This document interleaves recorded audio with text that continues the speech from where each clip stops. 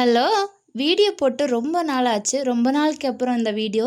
நான் இப்போ எங்க நேட்டிவ்க்கு தான் வந்திருக்கேன். இங்க எங்க வீட்டுக்கு பின்னாடி ஒரு பைப்ல ரொம்ப நெறைய தேனீக்கள் இருந்துச்சு. அத வந்து தம்பி உடைச்சு பார்க்கலாம் அப்படின்னு சொல்லிட்டு அத உடைச்சான். உடைச்சதுமே அதோட ஒரு சைடுல வந்து பார்த்தீங்கன்னா, நெறைய முட்டை இருந்துச்சு. தேனீக்களோட முட்டை. இது வந்து பெரிய தேன் கிடையாது. சிறு தேனுன்னு சொல்லுவோம். தேனீன்னு சொல்லுவாங்க. சின்ன ஈக்களா இருக்கும். அதோடைய முட்டை தான். இந்த முட்டைய நம்ம தனியா எடுத்து வச்சா, அதுலயும் இனி தேனீக்கள் வந்து நெறைய கூடு கட்டும். நெறைய தேன் கிடைக்கும் அப்படிங்கிற மாரி தம்பி அத தனியா எடுத்து வச்சுட்டான். இந்த சைடு வந்து பார்த்தீங்கன்னா, அது தேன் வந்து சேகரிச்சு வச்சிருக்கோம் இல்லையா? அதுவும் இருந்துச்சு. அப்பதான் நான் தம்பிட்ட கேட்டேன், "நெறைய தேனீக்களா இருக்கே, இது கடிக்காதா?" அப்படின்னு சொல்லிட்டு.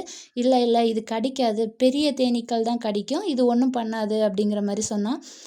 அதுவும் இல்லாம இந்த சிறு தேன் வந்து ரொம்ப நல்லதாம்.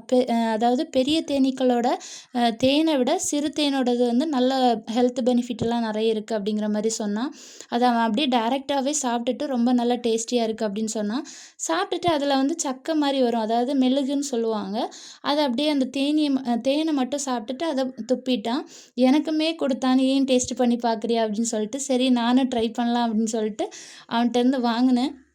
உண்மையிலேயே அத கையில எடுத்து பார்த்தேன். பார்க்கும்போதே அவ்ளோ அதில இருக்க தேனெல்லாம் வந்து உங்களுக்கு பார்த்தீங்கன்னாலே தெரியும்.